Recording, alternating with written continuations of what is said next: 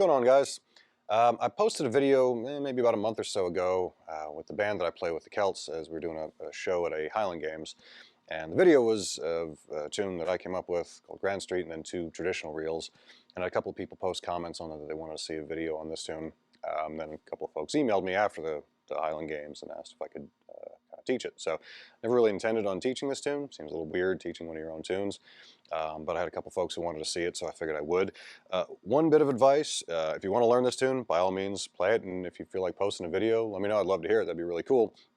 Or send me an MP3 or something like that through my website, whatever you want to do. I wouldn't recommend bringing this up at a session, mostly because no one will know it. No one will play it with you, so it's usually odd to bring up a tune like that that's super obscure. But if you like playing it, hey, I'm flattered, so let me know if you do.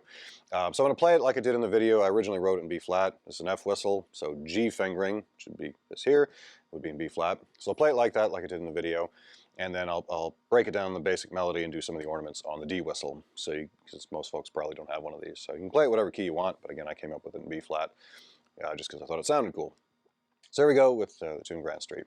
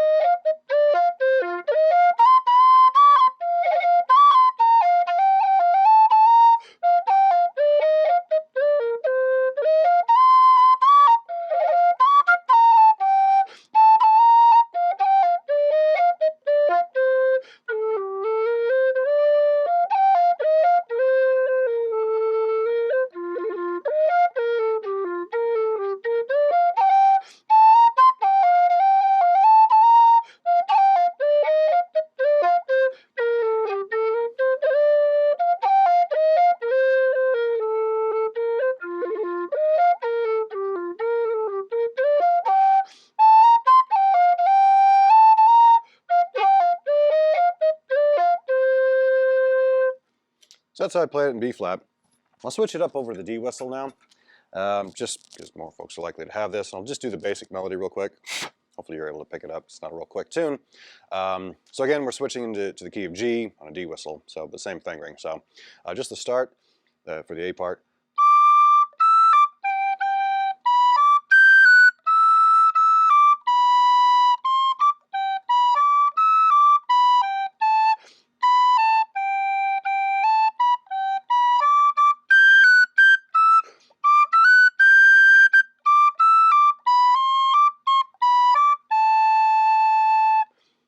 So that's the first half of it, and it's basically a repeat. The whole thing is, there's very little bit of a difference between the first half and the second half. So, and then it of course goes A, A, B, B, and they're pretty much always the same.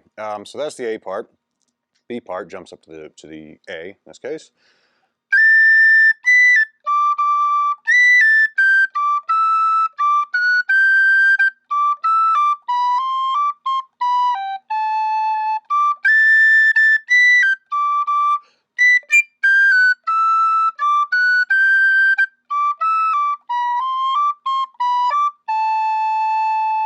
Now the tricky bit there on the B part is that it jumps up to that third D, which I'll try not to blast everybody's ears, but where you got to really hit that note. It's easy to crack those. Not every whistle will hit it very cleanly, so that might be one you want to practice with. So the C part.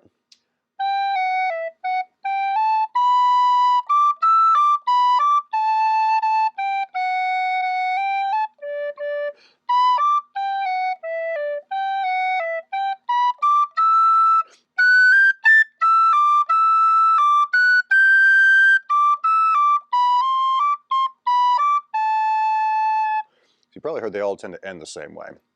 Now, ornaments-wise, on this tune, you know, it's a slower tune, so it's easy to kind of overdo it. I've certainly been known to do that. Right off the bat, it starts on the D. So rather than just playing the D, I like to do a triplet.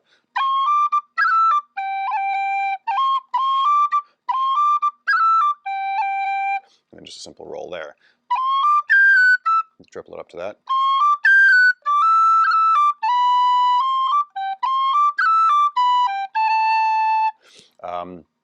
Now then it kind of comes down. I guess I'll finish it out.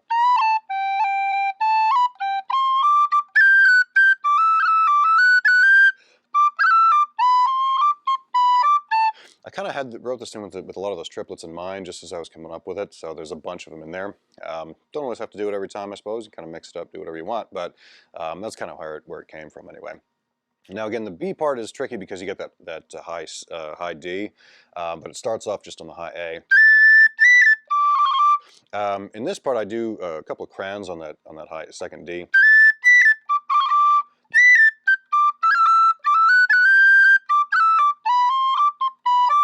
That little line repeats throughout, so if you find some ornaments that you like, a couple of ways you can play that, and that again, that pops up throughout the whole tune. To finish off the B part, a little bit different rather than goes into the G, but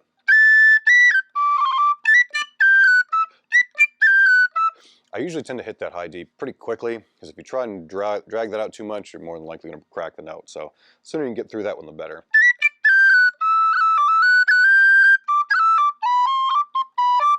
Now the C part is probably the notiest of the bunch. That's one ornament I kind of like doing. It's a Highland bagpipe ornament. I suppose you could do it on the A. I never really do. I always just only use it on a B. And what that is, it's I don't remember what the name for it is in Highland piping, but as you're going from an A to a B, that's kind of the slowed down version of it. And you kind of just make it pop a little bit. And there's not a lot you can do with the B otherwise, other than just a roll, so it's kind of a cool one to do. You got a triplet there. And the triplets that I like to get are kind of quick, so to make it just more of a rhythmic ornament than a melodic one.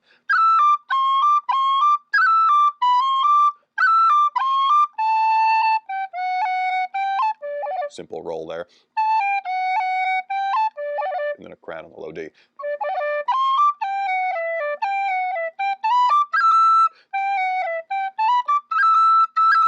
Gonna roll up to the E. And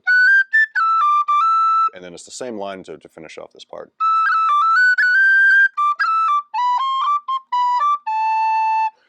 So that's kind of the whole tune. Again, I wouldn't really plan on doing a video on it, but a couple folks asked for it, so hopefully it's worth something.